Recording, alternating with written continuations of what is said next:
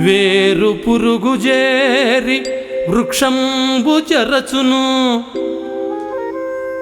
చీడ పురుగు జేరి చెట్టు జరచు,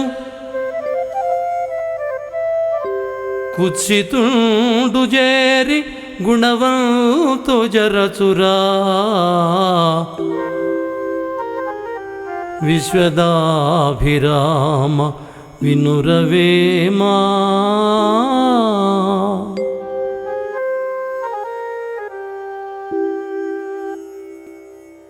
ఓ మహావృక్షమునకు అడుగు భాగమున చేరిన వేరు పురుగు ఆ వృక్షమునే చంపివేయును. ఒక చీడ పురుగు చెట్టును నాశనము చేయును. అట్లే దుర్మార్గుడు మంచివారిని చెడగొట్టును సుమా అంటున్నాడు వేమయ్య.